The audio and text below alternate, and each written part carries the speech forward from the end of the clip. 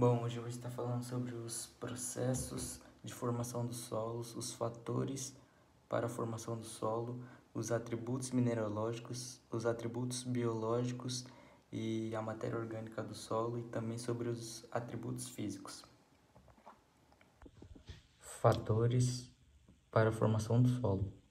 Bom, temos que ter em mente que o solo é formado através de processos complexos e interativos que ocorrem durante o tempo geológico. Bom, um dos primeiros fatores para que isso aconteça são o material de origem, o clima, a vegetação, as atividades biológicas e o tempo. Processos para a formação do solo. Bom, para que aconteça esse processo, tem que ter os fatores que eu já tinha dito antes, como por exemplo, o clima e os organismos, que junto com a matéria de origem e através do processo de intemperismo dão origem ao solo. Bom, para que ocorram os processos para a formação do solo, é essencial que ocorram os processos pedogenéticos, que são reações ou mecanismos que ocorrem através de atividades químicas, físicas ou biológicas, que dão origem aos horizontes. Dentro do processo de formação, nós temos duas classificações, que são os processos gerais e os processos específicos.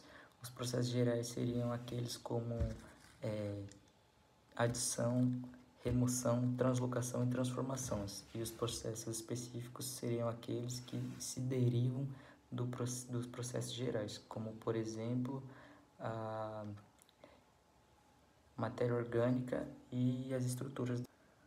Os atributos mineralógicos, eles são características físicas, químicas e estruturais dos minérios. Eles são usados geralmente para estudar e classificar os minérios.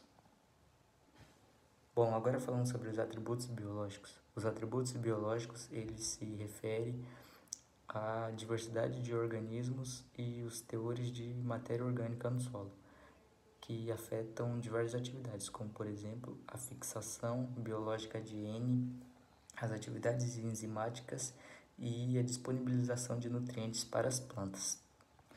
O teor de matéria orgânica do solo ele é de extrema importância, pois quanto maior o teor de matéria orgânica do solo, maior também a diversidade biológica dos organismos, que quanto maior a atividade dos organismos, maior também são os benefícios que eles causam no solo, como por exemplo a redução e a oxidação do ferro e a mineralização de nutrientes.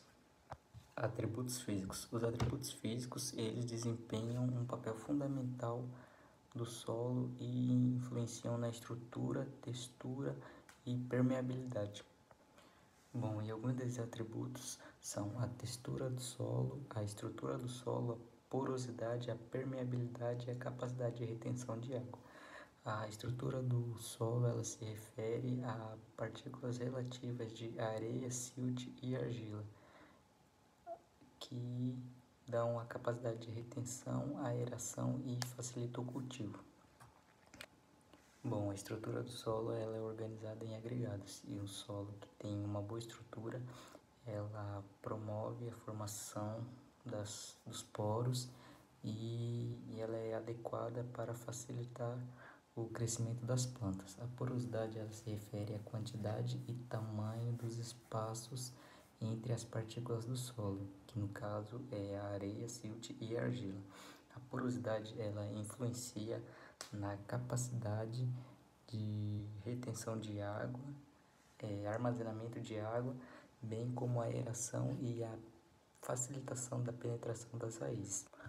A permeabilidade é a capacidade do solo permitir a entrada de água e a circulação de gases. A permeabilidade de água ela é influenciada pela estrutura do solo.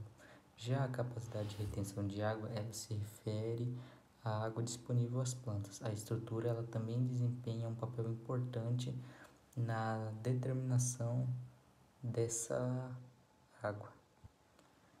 E esse foi o vídeo. Obrigado, até a próxima.